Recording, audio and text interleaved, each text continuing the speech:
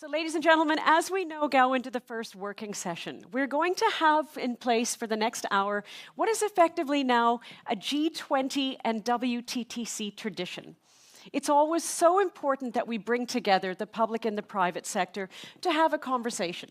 Because as we know, the public sector and the private sector are two hands that clap. But often they're two hands that miss each other because they're speaking different languages. The public sector usually speaks in words, the private sector usually speaks in numbers, but everyone's trying to achieve the same thing.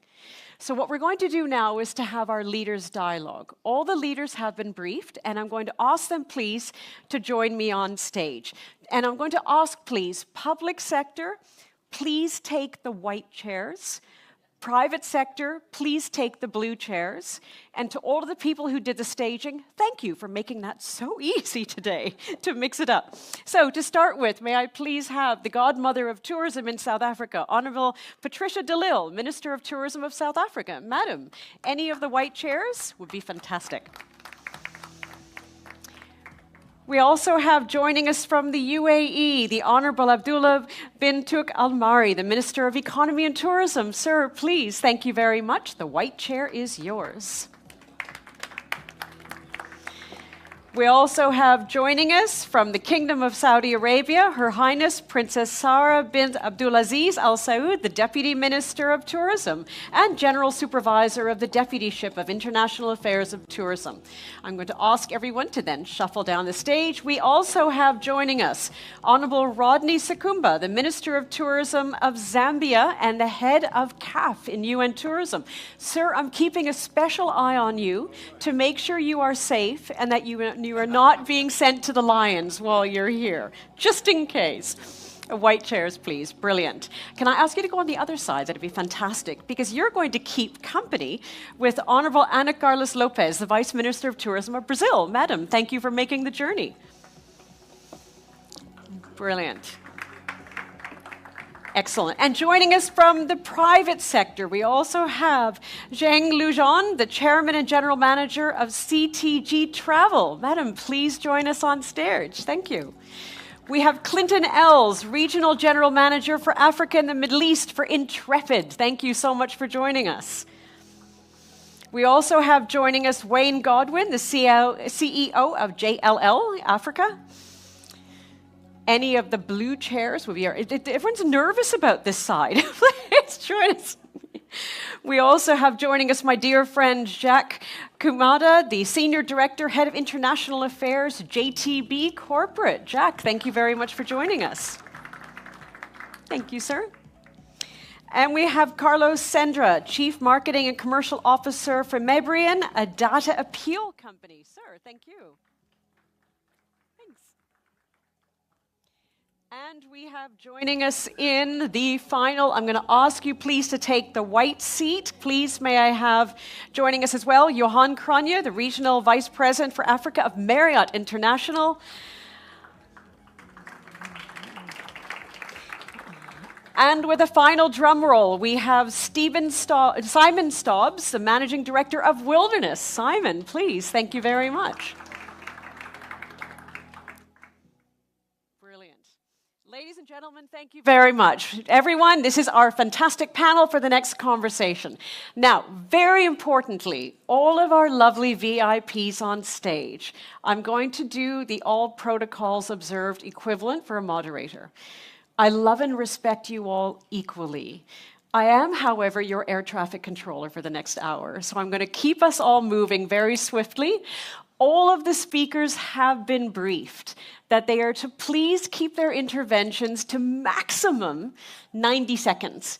Because quite honestly, we all want to hear their voices more than just once. And the last thing we don't want is feedback. The last thing that we want is for someone to be beautifully on stage, but sitting there tempted to check their email because they're not engaged. That's not fun for them, and it's not fun for us. So everyone's going to keep moving swiftly.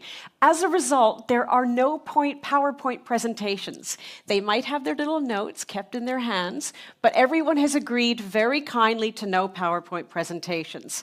So we're going to move very quickly. I am going to keep moving, so forgive me if my back is towards you, but this is the best way to keep everyone engaged and keep everyone moving. So so everyone is comfortable of how the conversation is going.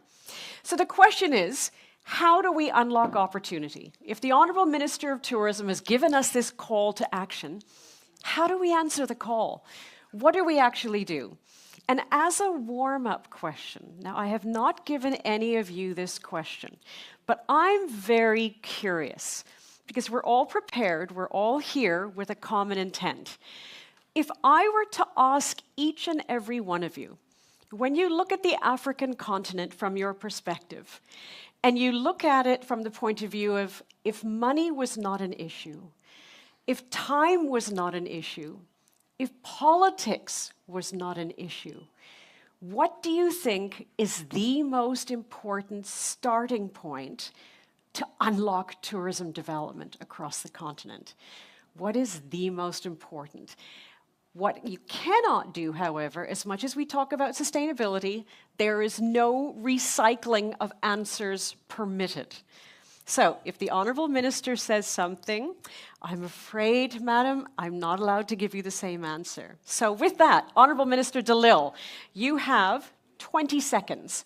What is the most important thing that we can unlock if politics, money, and time was not an issue? What's the starting point? Partnership. Oh, I beg your pardon, sorry. This is going to be a sharing is caring panel with speakers. Sorry, partnership and collaboration. Government cannot do it alone. To do what? What should we be partnering and collaborating on? What is the tangible deliverable that we should focus on? The tangible deliver is that you must decide where you want to go to. What is it that you want to do? And then the next thing that you have to discuss is how do we get there? Start from there. So if you and this is where, unfortunately, our dear Honourable Minister is now my victim because you're the starting example.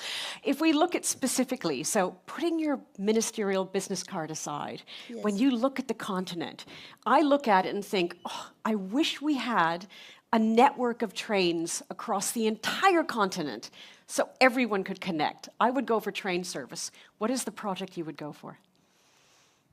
Ease of access. In the continent, of course, by air, by rail, by road transport. If we can invest in making the continent between countries and within countries more accessible, that will go a long way in driving growth. Brilliant. So I'm going to give you as your answer, especially what you launched earlier at the end of the month coming up, ease of access through e-visas. So we unlock the continent through e-visas. So, Simon, what would your answer be? Oh, there's a microphone to share. So we have e-visas first. Does collaboration, was that also taken? Well, the answers cannot be philosophical. Okay, they need to be practical projects. I would go for security of tenure when we operating camps, lodges, hotels. Security of land tenure is a big one. Interesting point. Next to you. As the data intelligence provider, I would say data, standardized data and communication, speaking the same language. That's what you mentioned before. So unlocking tenures, unlocking data. Your Excellency, what would you wish to see? I think more of unlocking talent. I think there's a huge opportunity on talent, a huge opportunity to really access the youth. And I think that's a very important aspect, tech and tech entrepreneurs, something that we see at the moment. Advisable AI to give you a tour guide is a very important aspect when you look at it from how can youth and tech can really help unlock a lot of opportunities and investments as well in these areas. Brilliant. It's a great point that you mentioned youth especially. That's fantastic because that lifts the entire baseline of opportunity. Jack, from your perspective. I think it's the visibility of the warm hospitality of the African peoples, especially in the Asia Pacific, which surely here, but we need some more visibility in our market. Brilliant. From your perspective. Yeah, so I think it's transparency, the ability for investors to look at the markets and really sort of make educated decisions about what the opportunities are, but also for tourists to know what the destination holds and is available. What would the project be? I think a Pan-African destination marketing agency would be a fantastic one. That's an interesting point. That's a very interesting point. Your Highness, Princess Sara. I know, at the risk of not repeating anything, I just want to echo what His Excellency Marri said. I think that's the single most important thing. But because I have to add something else, I think the second most important thing is air and land connectivity. Brilliant. And seamless borders. I think that would do a lot for Africa. Brilliant. So it's lovely. We're looking at land tenure extensions. We're looking at having the data, bringing youth involved, getting particularly Asia involved, the e-visas connecting to airlines, and very much looking at creating a regional destination marketing entity. Brilliant, brilliant idea. Sir, what would you do? Project specific. But trust is very good. You need to trust people. Just like you mentioned earlier, you know, private sector, public sector, they clap, but oftentimes we miss each other because we don't trust each other, which is very, very critical, but it's not a project. But in any case, we're talking about human capital. Human capital for me is very, very critical. Critical in the sense that in everything that we do the infrastructure, we invite all these tourists coming through, but if we don't have that critical mass to service that tourists, we'll miss the point. We'll probably just be making something, cooking something in the kitchen when I'm lactose intolerant. We can't be able to eat it. So definitely human capital for me is number one. It's a very good point that you make, because we're creating all of these enablers. We're opening up the front door. We're putting out the welcome mat.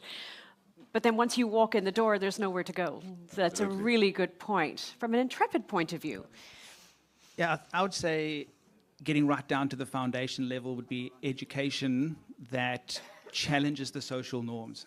That individuals would be looking at entering the travel industry with the same aspirations of becoming a doctor or a lawyer. That's a great point, because the reputation of the industry has always been a psychological barrier. And along with that, the clarity of the path of educating to be able to move forward. Honourable Vice Minister, your thoughts, please. Eu tenho a metade do tempo, porque eu estou usando a tradutora, a intérprete, então... I have half of the time available to me because I have an interpreter. Mas prometo que vou tentar ser rápida. Não sei se vou cumprir a promessa. I promise you that I'm going to try and be as fast as possible, but I don't know if I'm going to be able to do it. Mas brincadeiras à parte, eu acho que o mais importante é a responsabilidade.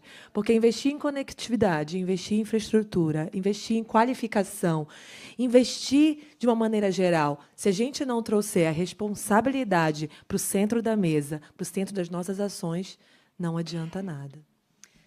I think that responsibility is the most crucial point, because we can invest in everything, in connectivity, in access, in infrastructures and everything, but if we don't place responsibility and accountability in the room, then nothing is going to work.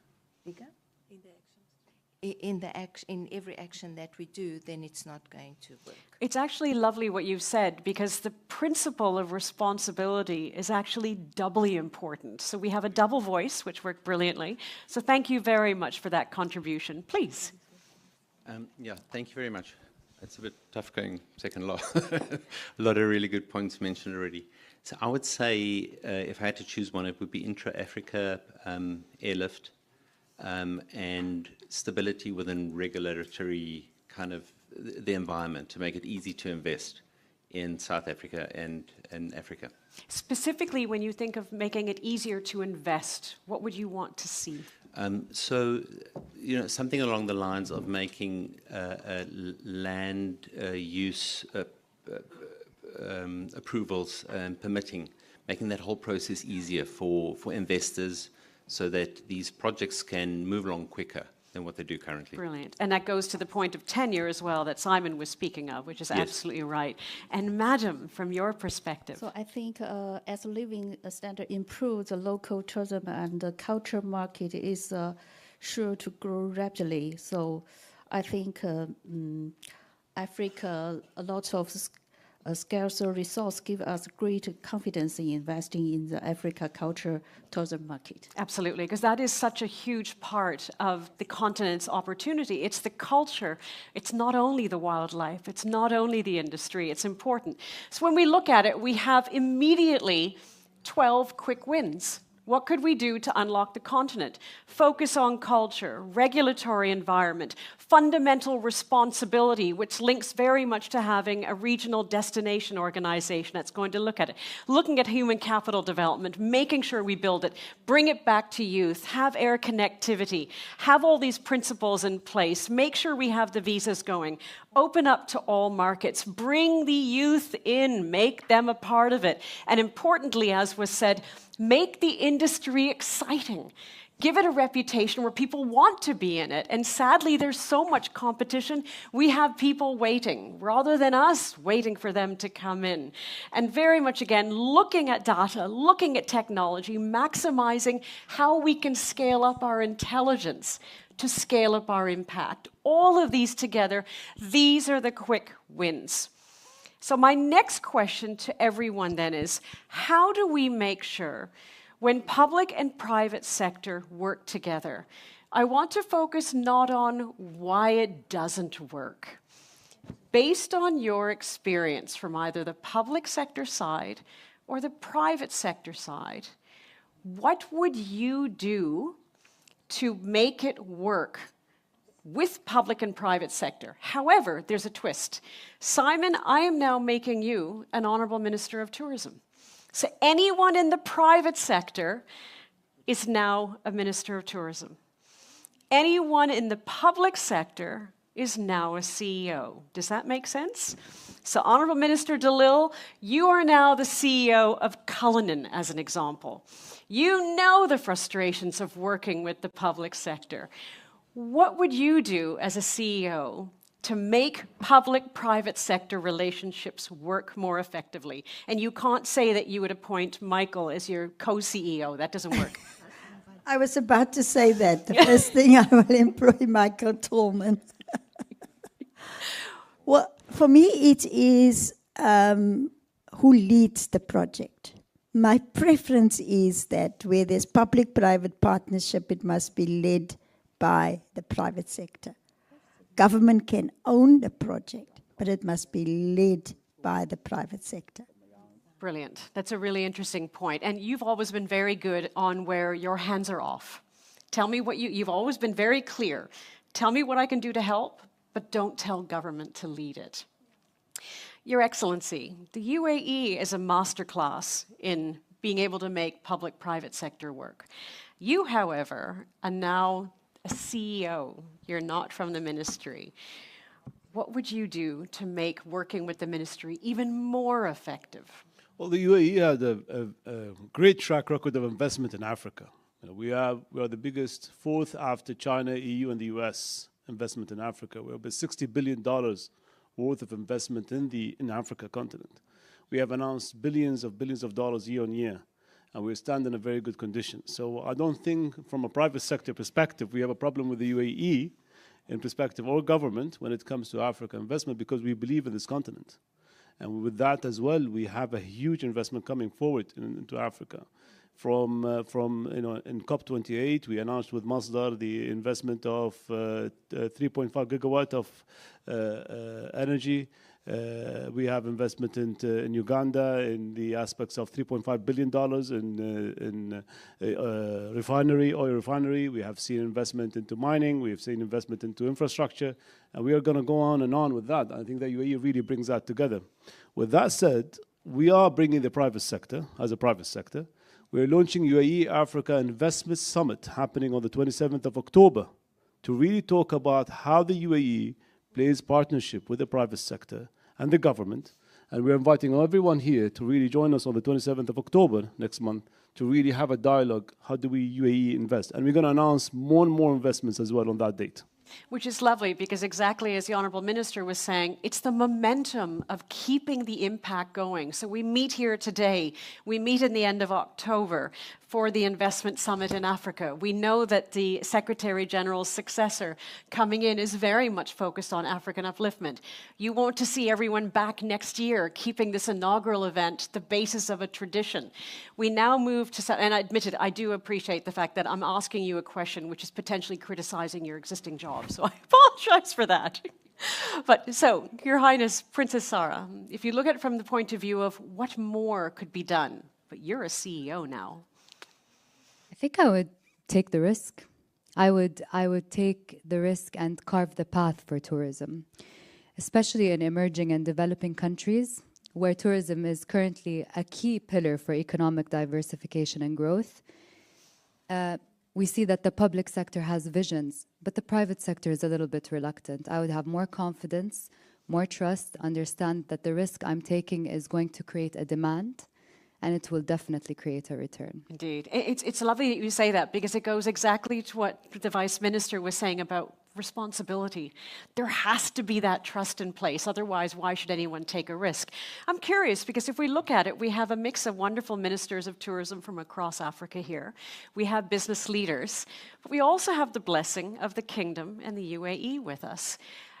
If I were to give you 30 seconds to explain the Kingdom's desire, aspirations, motivation for seeing Africa develop, what would that be? Thank you, Anita. This is a very important question for us. Africa as a continent and all of our brotherly nations in Africa, development in this continent is a key strategic priority for the Kingdom.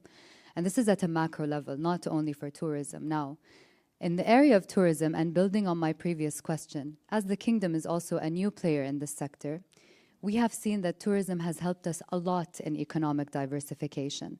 From 2019 to 2025, we've jumped in inbound visitation from the 25th to the 15th globally. And this is in a span of 6 years.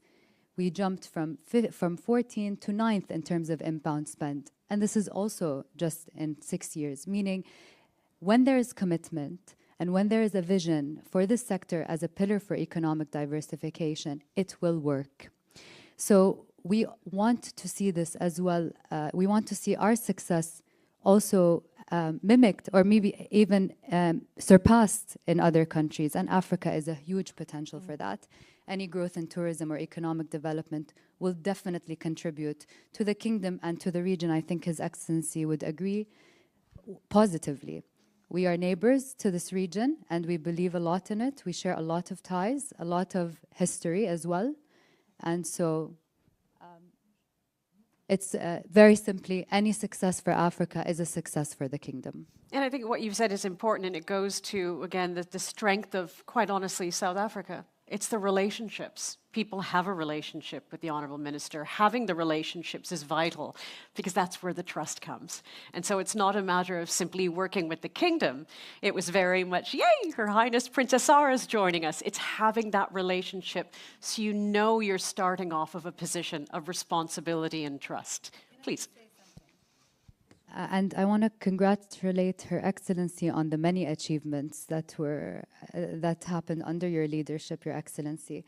Part of this partnership, and of course we have a very close partnership with South Africa, is we have been sharing with our counterparts in South Africa our experience with the Formula One, and we hope that you receive success in this regard.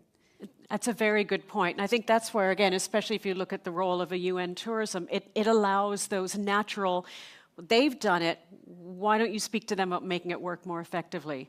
From a UAE perspective, Honourable Minister, why Africa? Well, when the world looks east and west, we look south-south. The Global South is a very important aspect for the UAE, not just to Africa, but Africa and South America as well. The UAE had a strategy being there for the last 30, 40 years. The investment's already in place. We see that this is a line which is a very important line when it comes to diversification of our investment abroad, when it comes to our expansions globally, from infrastructure to investments. We have seen investment, not just government investment, we've seen private sector investment from the UAE itself in Africa. We've seen African countries investing in the UAE. We have 21,000 companies from the African continent looking at the UAE as a market for their expansion. We play a gateway for Africa, and we play a gateway for Asia, for the African nations. So when you speak about investments, you speak about companies, you speak about the UAE playing that global gateway, looking at the global south. And we're looking at the south-south corridor, which is a very important aspect, while the others and investments are looking east and west. Maybe a little bit of north, but This is where the UAE strategy is. This is where we positioned ourselves. And when you want to speak about investment in Africa, you speak to the UAE, not just government, private sector. We're everywhere. Even here in South Africa, we have investment hugely in the hospitality aspects. And this is something, we are in the one and only in Cape Town. It's part of the UAE investment as well. We've seen others and more coming in. And this is something which we are very proud of. And this is private sector, where we talk about that. So the UAE really played that role in the global south, and we're going to continue to see that role playing as well in other nations in Africa, and that's why where the UAE comes, and this is a private sector aspect. I'm a CEO. I think you make a really important point as well, because I'm hearing what you're saying is two things. It's scale and standards. And so when you look at the continent, it offers the opportunity for scale and standards. And that's where, when the Honourable Minister speaks about growth, that's a good formula for growth. Yeah, I was 2 weeks ago in Angola, for instance. There's a huge commitment of investment from the UAE in Angola itself. And there is a huge aspect to that as well. We were with the President of the United Arab Emirates, His Highness Sheikh Mohammed bin Zayed Al Nahyan, in Angola just 2 weeks ago. And we spoke about investment. We spoke about expansions in Africa. So we're not covering, we're covering all the countries, and we are moving on with that kind of agenda from the toppest level of the UAE. Excellent. Thank you very much. Now, Honourable Minister of Tourism of Zambia, you are now a Zambian CEO. You are a leader of business. What would you want to do or change to make public-private partnerships especially work more effectively with the public sector? Okay, so you've just sent me back into memory lane. I'm Minister of Tourism 4 years and some change now. And 4 years ago, I was a very aggressive private sector player. So then suddenly I got into politics. Fast forward, I'm appointed Minister of Tourism. And then private sector goes like, yeah, our very own. I get into office, I'm like, whoa, hold on. It doesn't work as fast as that. So what did I have to do? Think off my feet very, very quickly. So with the leadership of our President Hakainde Hichilema, we came up with what we call the Public-Private Dialogue Forum, a special toolkit that sits together private sector on one hand and public sector on the other hand. So I would like to encourage a number of governments, a number of operators, a number of public and private sector both, to sit around the table, not a square table, not a rectangular table, but a round table. Nobody's winning, we're not waging war against each other. It's an idea of sitting down there, mill these ideas. As you mentioned earlier, we've got solutions. How best can we now shape these solutions to become fruition? Now, we have seen it work very, very well. As the private sector, we are the ones with the profit motive. Government should just be an enabler. I say it all the time. Government has no business doing business. And it's very, very important that you allow the private sector to take the driving seat. And for us in Zambia, it has worked. Fast forward today, 4 years, I'll probably be talking about my sector being the fastest growing within Zambia. And I'll tell you why. The private sector was in the driving seat. The private sector is still in the driving seat. And I think we're going to soar to those greater heights to ensure that tourism in itself in Zambia becomes a leading sector over mining, over agriculture, as well as energy. Indeed. I must say, when you were speaking about your past role and now, it feels like political karma, almost. Total political karma. Brilliant. From your perspective, Clinton, you are now a Minister of Tourism.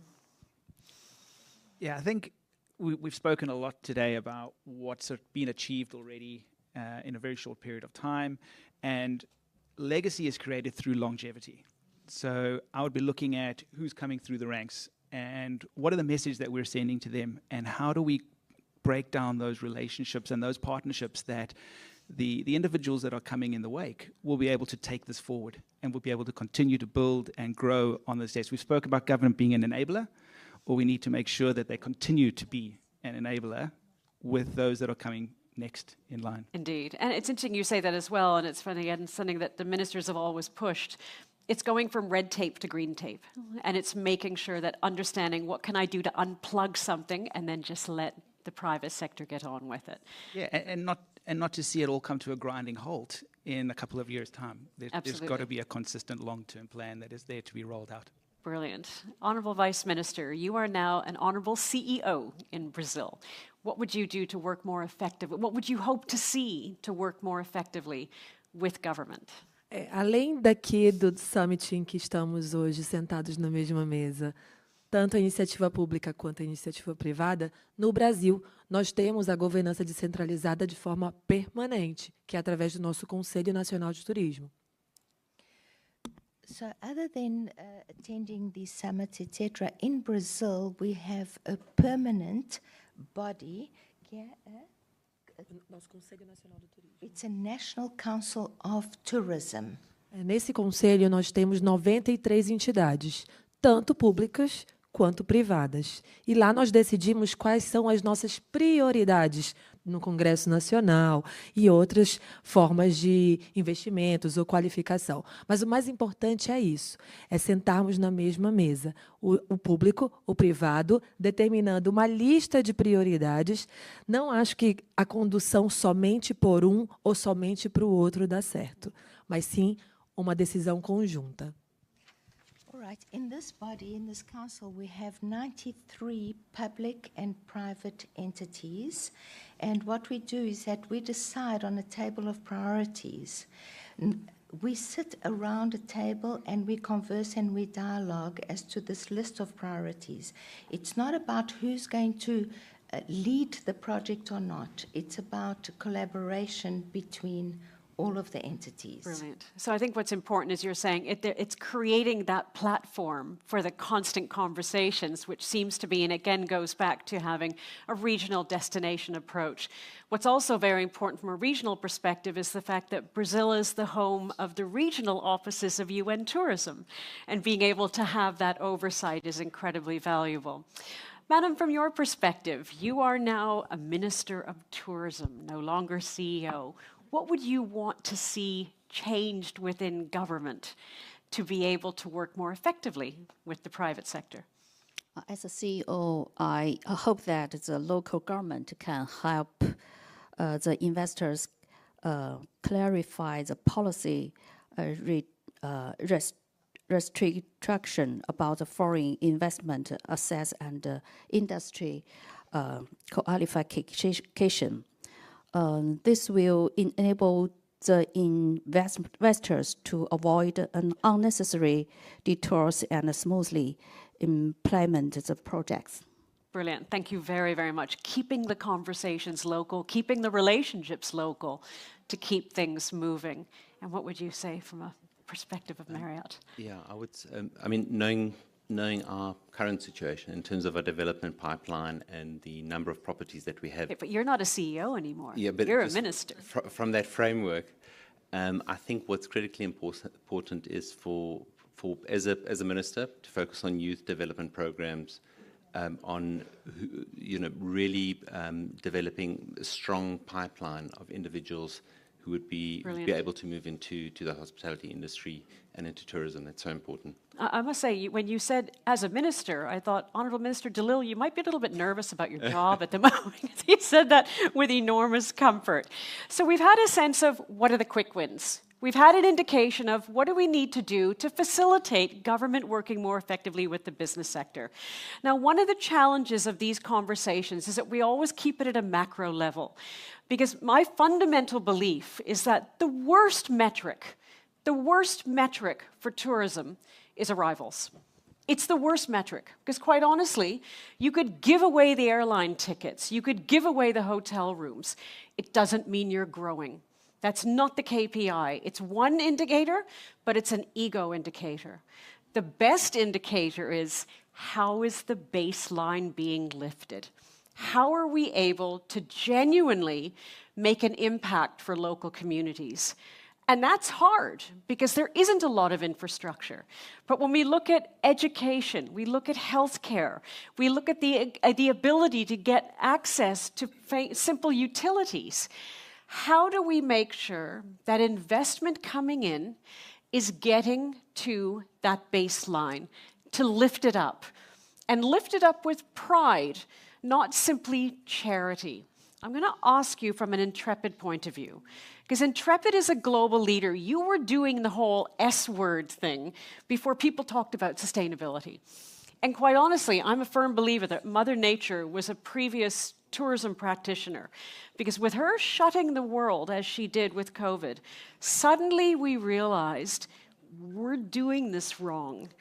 And Intrepid became a real focus of global growth in terms of doing it right and tourism for good. What has been the principle of Intrepid to make sure that tourism actually is reaching local and making a proud local impact? Can you share?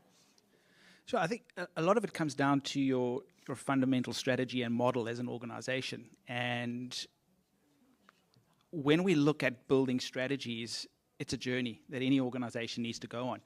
And like any journey, you need a compass. You need to know what your focus is going to be. And for us, that came down to our B Corp certification. It was not just a logo, not just a stamp that we put on ourselves, but it was a legal commitment that we were making to communities and linking our purpose and our profit. Because you speak to a lot of individuals out there and they'll put them on two separate podiums. There's purpose and there's profit. What we found over time is that purpose actually drives profit. It's been a multiplier for us when you get the mix right. And the mix comes down to how do we build up those individuals at the foundation levels. And that came partly into our structure globally, where we don't have one individual entity that then runs through multiple global elements. We invest locally at each point. So we vertically integrate at each element for it. So Southern Africa is an entity. We own an entity here. We hire local. We look at our supply chain. What is your supply chain working? Are you working with local supply chains? Is the income that's being earned, does that go back into the communities that are being driven to be uplifted? How are we retaining those funds in the countries that we operate within, that they can then drive forward and become, we use the word sustainable, but they can become long-term enablers within their own spaces. And we have seen transformational development in communities where they have had to use public transport, for example, to move hundreds of kilometers in order to sell their goods, because there hasn't been a tourism entity in their close vicinity. And by going off the beaten track and finding those communities and those stories to be told and those cultures that are so rich and authentic, they have been able to create micro ecosystems in their own environments that they no longer have to do that, because they start creating employment in their own communities. That income drives back into the community and the community grows. So I could talk all day on this sort of point, but I guess it really comes down to what is your DNA, what is your focus, what is your compass? And when you get that right, you can do that focus point on local community involvement and upliftment. And what's interesting is that, again, when Daryl started Intrepid, this is years before people were holding tourism to account. And you're investing in B Corp, which is a huge investment, and it's an ongoing monitor. That says something, because if we look at it, for instance, one of the legacy initiatives of the Secretary General is the Best Villages competition, which we're familiar with, which has gained incredible traction, and it is now, sir, in its 5th year, the Best Villages competition? 4th year. It's remarkable, and what's lovely is that initially there's always the push with these projects. Now there's the pull and the pride in doing it, because there's a dignity that's been brought to the villages.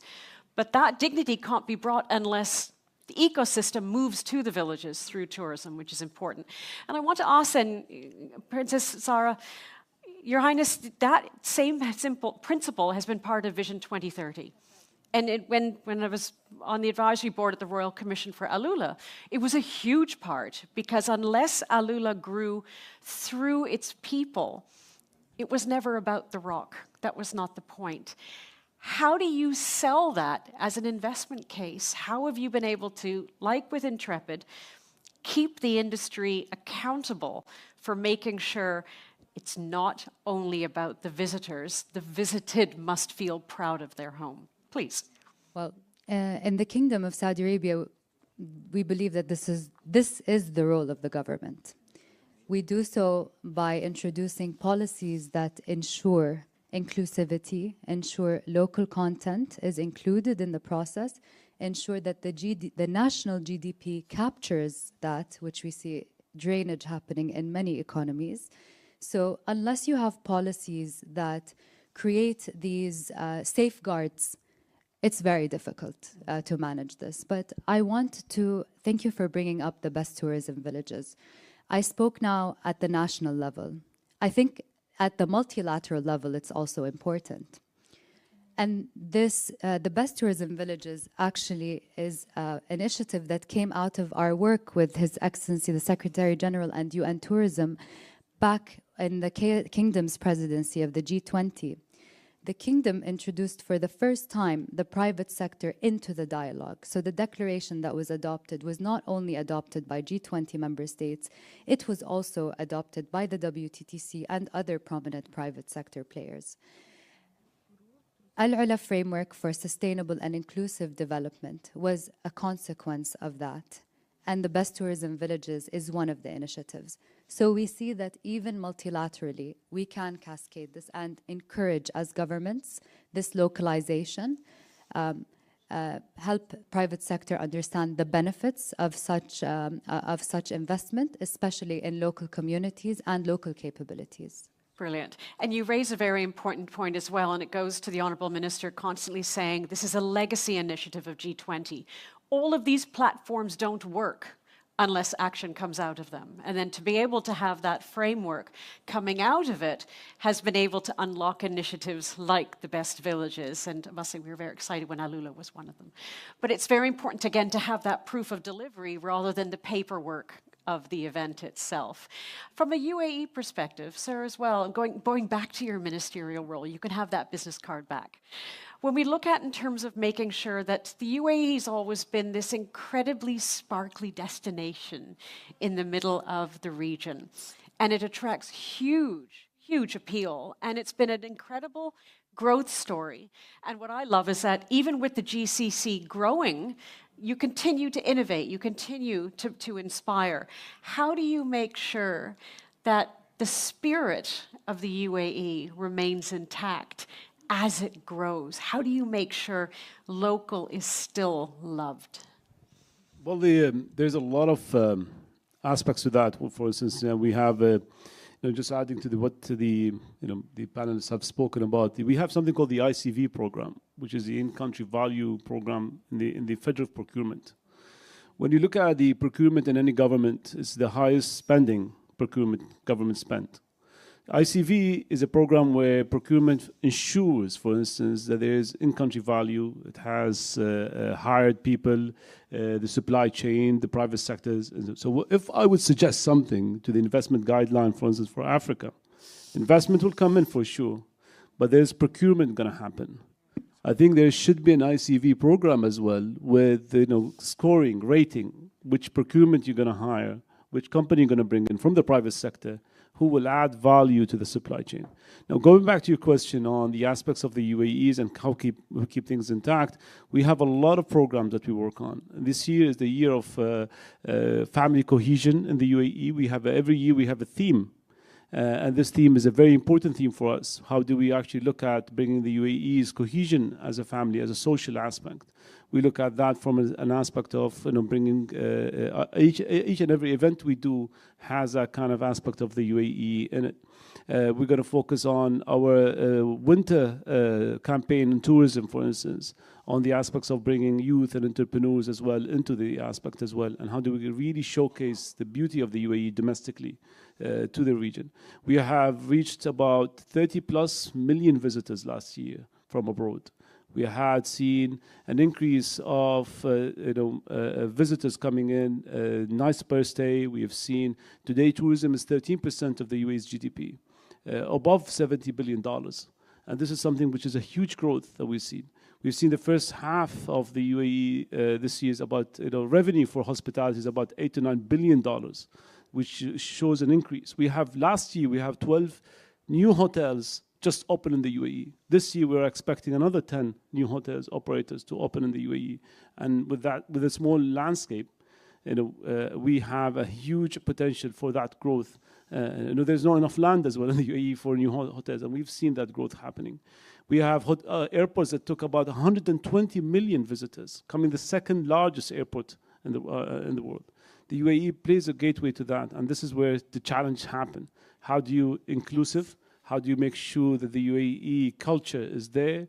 We include it in every program we do. We do it in every tourism aspects, and we've seen more and more of that. For instance, the Ministry of Economy and Tourism launched the UAE guide, for instance, to hire local guides into programs as well. So how do you bring UAE national as guides and taking a big role as well in that kind of activity? And this is something which we would like to increase it more and more.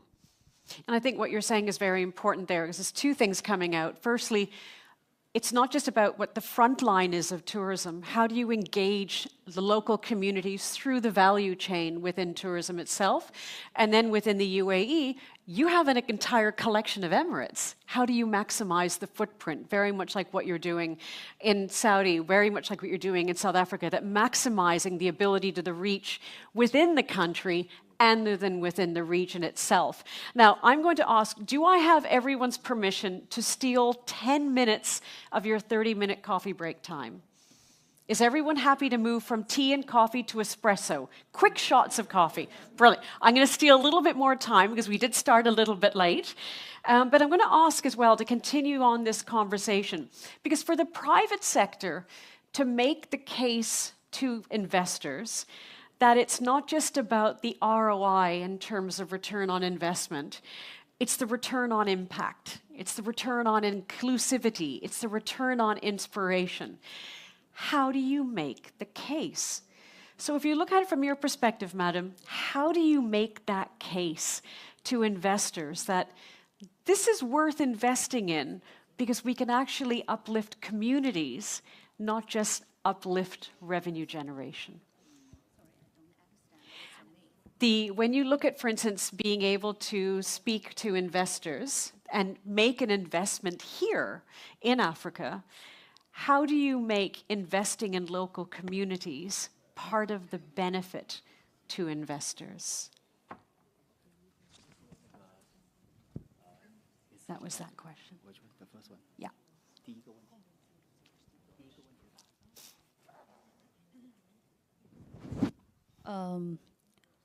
When we invest in Africa, what we pay most attention to investment security and the attractiveness of the market and the scarcity of tourism resources.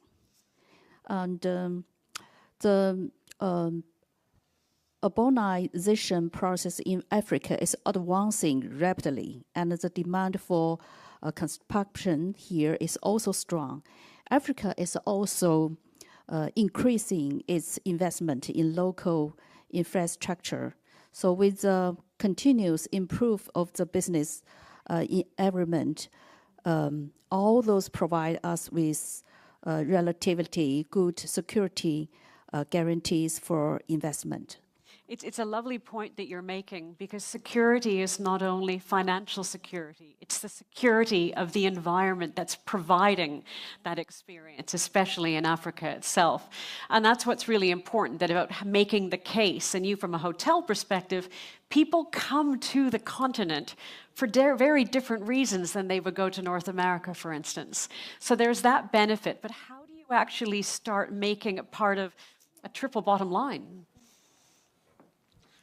So, I'm sorry, sustainability? The principle of community upliftment, the principle of making it good for the people that your guests are actually visiting. Yeah, I mean, so I'll, just speaking off the cuff a little bit, we just came back from two of our new properties in the Masai Mara, where that is, and Rwanda.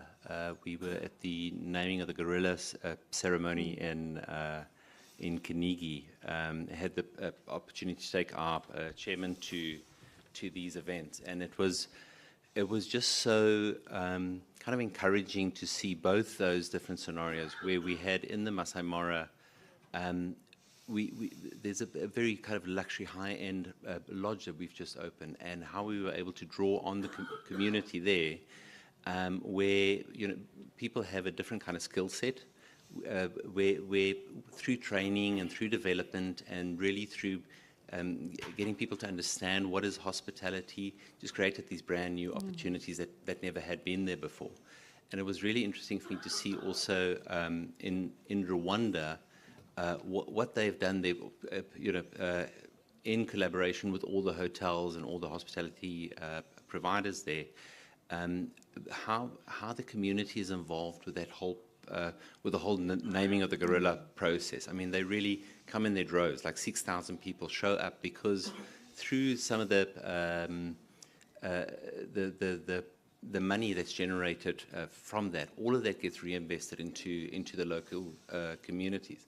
So it was just such a lovely example for me of how hospitality can play this role in reinvesting in local communities. Now in Marriott, we've got a few development programs that we do ourselves.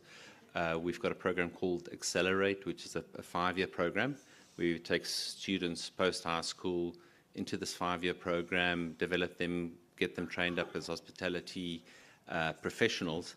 And we've got a few of those, even postgraduate and leadership development programs. So that to me is really the joy of this job, right? Is taking people from bring them into the hotel industry, developing them, and then opening up for great opportunity. Yeah, I'm delighted that you actually called out the example of Rwanda, because one thing that Rwanda does spectacularly is the transparency of how the benefits of tourism go back to the community. Right. They know exactly why they are benefiting from protecting the gorillas, from bringing in the tourism. It's a really interesting point. So, Madam, I want to bring it to you now in that regard, because it's very important is that, again, tourism's never only been about the tourists, it's the people. When you are trying to bring in investors, how do you make them care? Why should they care about the local Brazilians, not just fantastic places to see and drink coffee? I'm a local community. I was born in Amazonia. I know what to be the person invisible. So, o meu maior desafio como primeira vice-ministra do Brasil é não deixar mais as pessoas invisíveis. My biggest challenge as Vice Minister in Brazil is to no longer allow the people to be invisible. Eu não quero ser. That's brilliant.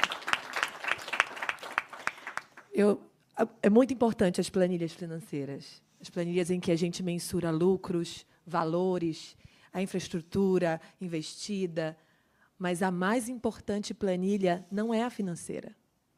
É o valor da comunidade local, é o valor da nossa ancestralidade, que está muito ligada à África, por exemplo. So it's very important. The Excel sheets on financial results, all of those sheets are very important. However, the most important sheet is that of the value of community and the ancestral value. And our ancestral value in Brazil is very linked to African ancestral cultures and values. Brilliant. Nós temos uma dívida com a África e também temos uma dívida com as comunidades locais, que, no passado, foram muito exploradas. E agora a gente tem o dever de trazê-las para o investimento. E eu posso citar um exemplo do que estamos fazendo no Brasil em relação a isso. We have a debt towards Africa and we have a debt towards our local communities, which we explored historically. So we have a duty now to include them in our investment, and I would like to give you an example of the project that we are undergoing now. Por muitos anos, os cruzeiros atravessavam a nossa costa. A gente tem uma costa litorânea de mais de 8.000 quilômetros. Então, eles passavam, os barcos passavam e nunca paravam em nenhuma cidade brasileira. Agora, após o governo Lula orientar dessa maneira, nós construímos mais portos, mais infraestrutura para que cruzeiros possam parar, porque cada turista estrangeiro que desce de um cruzeiro são dólares e dólares e dólares que ficam no Brasil. So for many years, our cruise ships would cross our waters. We have about 8,000 kilometers of ocean, and they would cross our waters and they would never stop. However, since the Lula government, the Lula administration, we have now been creating ports, and our cruisers are stopping at those ports, and every tourist that stops there spends dollars and dollars and dollars. But it's being able to provide that doorway. I must say, madam, when you started speaking, I'm sure everyone here recognized it as well, the emphasis with which you spoke, in English, absolutely, but your body language made it very clear how important this is to you. Don't ever lose that. Don't ever, ever, ever lose the why we do what we do. So well done. So we're ticking on with time. Honourable Minister, sir, 30 seconds. How do you make the case why people should care about tourism investment in Zambians, not only Zambia? Well, I think first things first, as you may have heard from everybody else, at everything we do as government, we put the community at the center. The community themselves are the ones who are going to take care of those particular projects when they get. If I look around the room here, I see a lot of people who invested in Zambia, and they will attest to the fact that we put the community at the center. Community beneficiation is very key. Now, in terms of Zambian communities, you know, we look at private sector as partners, and ultimately where we leave off as government, we allow private sector to take. We're talking about social services, education, clean water and sanitation, universal access to health. These are some things which are very, very critical for us, of which we look at private sector to make sure that they partner with us, and as they make their profits, as they employ our people, they're able to also extend that service to our communities. Indeed. I'm so grateful you said that, because you're investing not in the sexy stuff, but it's the essential stuff, especially if the Zambian experience is going to be delivered. Absolutely. So we are now up against time. I have effectively 7 minutes, and I have 12 fantastic speakers. Well, 12 and a half, technically. I'm going to give you all 30 seconds, with the exception of the Honourable Minister, because she has said that she wants us all back next year. And these events don't work unless we're accountable to homework. So my question is this: when we come back a year from now, what is your, please, madam, make sure we focus on X next year? 30 seconds. From my side, it would be getting private sector to speak with private sector and to engage with the public sector to push destination marketing more than just selling a lodge or a hotel. Interesting. Please. I would go for having a common language, standardized indicators, so the private and the public sector can understand each other's and transform uncertainty into risks, which is what the private sector and the investment companies are used to work with, risks and not uncertainty, which is a big gap that technology can help to fulfill. You've walked straight into your bonus question. Based on that, a year from now, what role do you want technology to play in keeping this all going? Well, what we're doing is building that bridge in between what I just mentioned, uncertainty and risks. So no investment company want to work with uncertainty, but they are used to work with risks and build scenarios. So what we do is generating standardized indicators with global data providers in order to have updated contextual data to understand how demand flows globally, how competitive is the destination with their supply, their accessibility, etc. How is the traveler experience globally and at destination?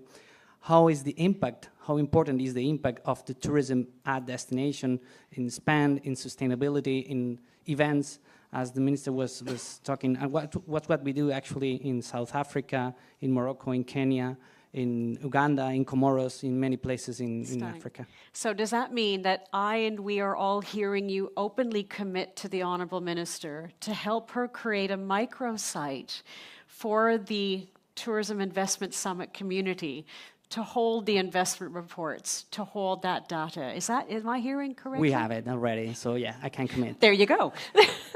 Excellent. Honourable Minister. What do you want to see?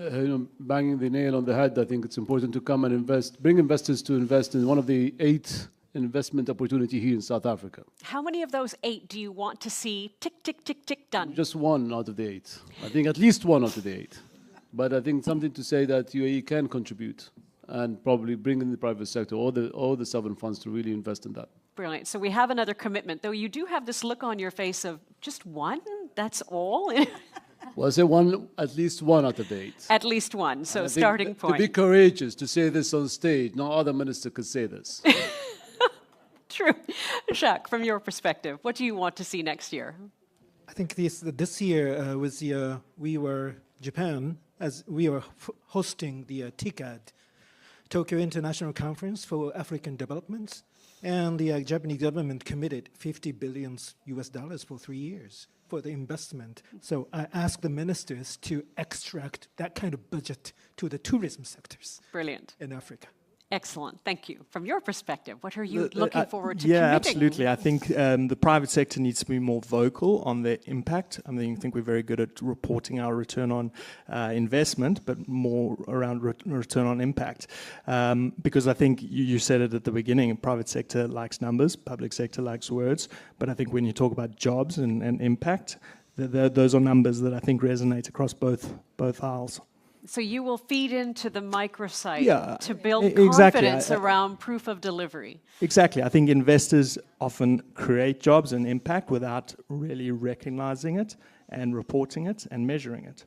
Brilliant. I think that's an important thing to actually start measuring that better. Stunning. Your Highness, what are you looking forward to seeing a year from now?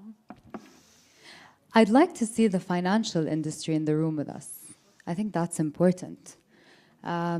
But most important is the actualization of investments.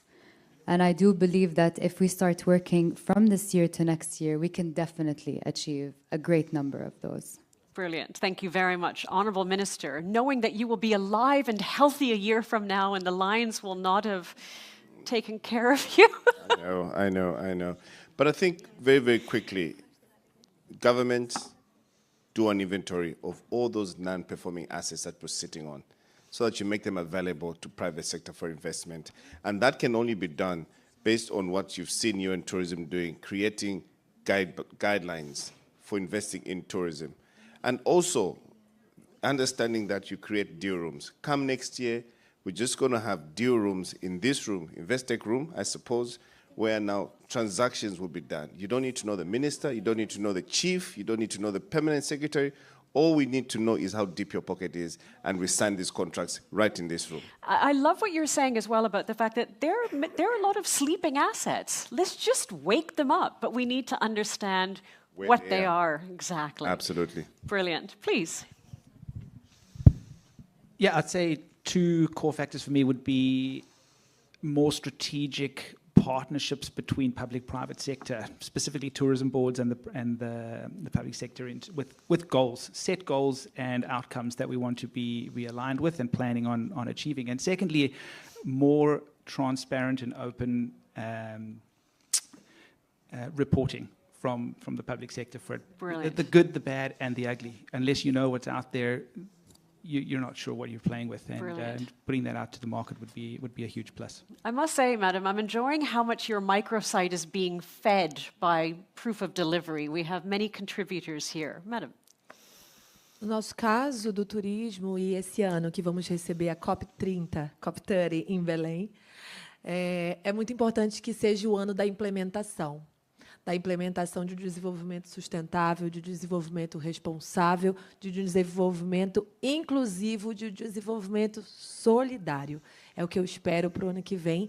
E também, para aproveitar, a gente conversou com a Latam, com a South African, e queremos muito, já ano que vem, estar com mais 2 voos diretos Brasil-África do Sul. Brilliant. Thank you. All right, seeing that we are hosting COP30 in Belém, what we would like to see is the implementation of a more responsible, sustainable, and inclusive development in solidarity with everybody.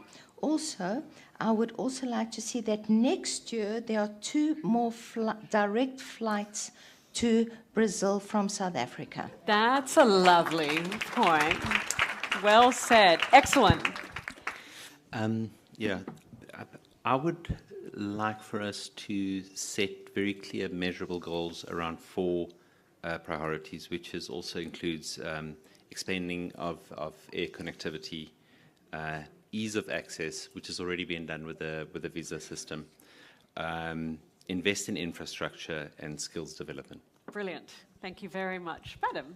So next year, I suggest that government of various countries enhance communication, actively recommend the projects and local partners, and reduce information not match, and so as to facilitate smoother cooperation among all parties. Brilliant. Thank you very much. So for everyone here, Honourable Minister, you have their wish list. You also have their commitments. I am intrigued that no one said that when they come back here next year, they want to be able to see Table Mountain, because I know you've hidden it for the day to keep everyone in the room.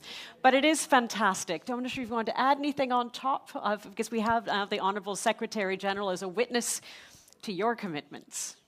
Thank you so much. I certainly don't want to be a minister of announcements. Not at all. I'm going to work very hard to see that the projects that we announced today becomes a reality. I want to be there when we put this first spade in the ground, when we lay the foundation, after we have consulted with the communities and tell them about the benefits of the project. So today will be the announcement. And then 1 year later, when we come back, I must be able to be held accountable to say, as government, as an enabler, what have you done? I will be there to break down government doors where there are stumbling blocks. I will be there to assist and get the funding. To the Minister of the UAE, I will come there on one condition, the 31st of October, that he commits to fund at least one of our projects before he leaves. But we will go there. And there's a lot of goodwill in this room today from the private sector. And we would like to continue to see that government create the environment conducive for the private sector to create the jobs. I've got trust and faith in the private sector that we develop projects on budget, on time, not over budget. And that's where lots of people speak today about the procurement. Procurement is vital. The supply chain system of putting up this infrastructure is vital. And so as far as the procurement goes, that's where, as an enabler, as government, I will work with you to go into those communities to see that they actually benefit from what we have been announcing today. So yes, my head is on the block. By next year, I want to see all 8 of the projects that we have announced today at least show some progress of implementation. Thank you very much. Brilliant. And it's so important because, as the Honourable Minister says, it's not just the value of tourism, it's the values of tourism that matters, and you'll feel the impact when it's made. So as we wrap this up, I'm going to ask all of our speakers to please stay on the stage, because we'll do a group photograph, and then the Honourable Minister has a little souvenir for you to take home, a curio from South Africa. But as we say, it's about the 2 hands clapping. Ladies and gentlemen, please put both of your hands together for a very warm, loving thank you to all of our speakers. Thank you so very much.